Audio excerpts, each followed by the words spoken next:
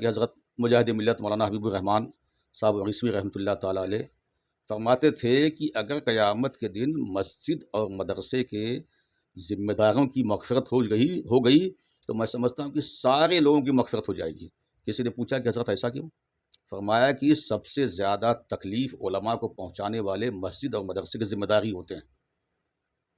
یہ علماء کا مقام ہے کہ علماء کو اگر تکلیف پہنچ گئی تو اس کا سب سے قیامت میں اس کے بارے میں پوچھا جائے گا۔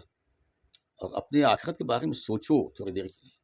یہاں یہ سمجھ کر کے کہ میں صدر ہوں، میں جو چاہوں کر لوں گا، میں سیکرٹری ہوں جو چاہوں کر لوں گا، تو تم تھوڑی دیر کے لیے دھاندلی کر سکتے ہو، لیکن میدان محشر کی حساب سے بچ نہیں سکتے ہو، وہاں کے عذاب سے بچ نہیں پاؤ گے۔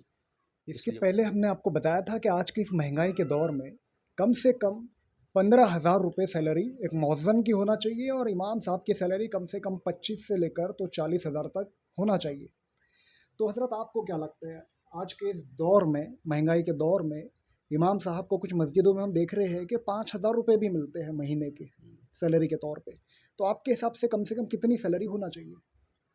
یہ تو حقیقت ہے کہ ناگپور شہر میں تو اتنی تنخواہ نہیں ہے، جیسے ممبئی وغیرہ میں نے دیکھا کافی تنخواہیں ہیں اور لوگ سوجھ بوجھ رکھتے ہیں، سمجھدار ہیں۔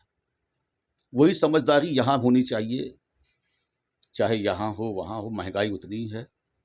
مہنگائی کے اعتبار سے آج کے دور میں کم سے کم 20 سے 25,000 تو ایک معمولی سی بات ہوگی کہ 20 سے 25,000 روپیہ کم سے کم تنخواہ ہونی چاہیے۔ اور جیسا آپ نے کہا 40 تک، تو 40 تک تو وہ اس کی آمدنی وہاں مسجد کی آمدنی کے لحاظ سے کم اپنا وہ لوگ دیکھیں کہ یہاں اگر یہاں اتنا دے سکتے ہیں تو اس کے درمیان میں اپنا کوئی حساب کتاب لگا لیں، تاکہ امام مؤذن کے اخراجات خوشی پورے ہو جائیں، کوئی ان کو تکلیف نہ ہو۔ ان کے ساتھ بھی دکھ بیماری لگی ہوئی ہے، ان کے ساتھ بھی پریشانی لگی ہوئی ہے۔ ایسا نہیں کہ وہ امام ہے تو ان کی بیماری نہیں آتی، امام ہے تو ان کی بھوک نہیں لگتی، امام ہے تو ان کے بچوں کو کپڑے نہیں لگتے یا اس کی کاپی کتاب نہیں لگتی، سب چیز ان کو بھی لگ رہی ہے۔ تو ان کے لیے بھی اتنا ہی اہتمام کرنا چاہیے۔ پھر سب سے بڑی بات یہ، ہم آپ یا عام آدمی جب کچھ کہیں ملازمت کرتا ہے تو 8 گھنٹہ یا 10 گھنٹہ بس، اس کے بعد وہ آزاد ہو جاتا ہے، لیکن امام تو 24 گھنٹہ آپ کا بندھا ہوا ہے۔ امام آپ کا 24 گھنٹہ بندھا ہوا ہے کہ کہیں جاتا ہے تو اس کو فکر لگی رہتی ہے کہ ابھی ظہر میں پہنچنا ہے، ظہر میں گیا تو عصر میں پہنچنا ہے، وقت پر جو ہے تو وہ آپ کے یہاں پہنچ جاتا ہے۔ کہیں کھل کر کے وہ کہیں رہ بھی نہیں پاتا ہے، کہیں جا بھی نہیں پاتا ہے، کسی سے کھل کے بات نہیں کر پاتا ہے۔ کم سے کم اتنا تو آپ تنخواہ دیجئے کہ وہ خوشحال رہے، اپنی تنخواہ میں خوشحال رہے وہ۔ تو بہتر یہ ہے کہ زیادہ سے زیادہ امام کو تنخواہ دی جائے، مؤذن کو بھی زیادہ سے زیادہ تنخواہ دی جائے، اور کمیٹی میں ایسے لوگ رکھے جائیں جو سوجھ بوجھ رکھنے والے لوگ ہیں، اہل علم ہیں، ورنہ یہ جاہل جپاٹوں سے تھوڑی کام مسجد اور مدرسہ چلتا ہے۔ ان تمام چیزوں سے پرہیز کرنا چاہیے۔ جو علماء کا منصب ہے اسی منصب پہ علماء کو رکھنا چاہیے۔ اس کے پہلے ہم نے آپ کو بتایا تھا کہ اگر سے جمعے کے دن پرتی ویکتی ہم ایک انسان سے 100 روپے لے، جمعے کے دن کم سے کم 100 لوگ تو آتے ہی ہیں، تو 100 روپے اگر سے ایک انسان دے مسجد میں تو 100 لوگوں کے حساب سے ہو جاتے ہیں 10,000 روپے، تو 4 ہفتے کے ہوتے ہیں 40,000۔ 15,000 روپے ہم مؤذن صاحب کو دے دیں، 25,000 روپے امام صاحب کی سیلری ہو جاتی ہے۔ تو کیا 100 روپے بھی ایک انسان ہفتے کے مسجد میں نہیں دے سکتا؟ کیوں نہیں دے سکتا ہے؟ 100 روپے کوئی اہمیت تھوڑی رہ گئی اس زمانے میں، اس دور میں۔ لیکن اب کہہ رہے ہیں کہ اگر 40,000 روپیہ ہوتا ہے 4 جمعہ میں، تو مسجد کے دیگر اخراجات بھی ہیں، لائٹ بل ہے، پانی ہے، خرچہ ہے، ٹوٹ پھوٹ ہے، نل وغیرہ ہے، ٹوٹنا پھوٹنا ہوتا ہے، بچے آتے ہیں، اور بچے تو بچے ٹھیک ہے، لیکن اور عام لوگوں کو دیکھا کہ بہت بے دردی کے ساتھ کچھ چیزیں استعمال کرتے ہیں، جس سے بچنا چاہیے۔ مسجد کا سامان احتیاط سے استعمال کرنا چاہیے۔ لیکن اب اگر مان لیجیے آپ 40,000 روپے مہینے کا اگر آ بھی رہا ہے، ہوتا ہے، تو مسجد کے اخراجات ہیں، اس کو پورا کرتے ہوئے، تمام چیزوں کو دیکھتے ہوئے، بہتر یہ ہے کہ پیسہ بچا کر کے یہ بتا دینا کہ ہماری کمیٹی آئی تو ہم نے سال بھر میں اتنا لاکھ روپے بچا لیا مسجد کے لیے، یہ کمال نہیں ہے. کیا کرو گے بچا کے؟ یہ کمال نہیں ہے.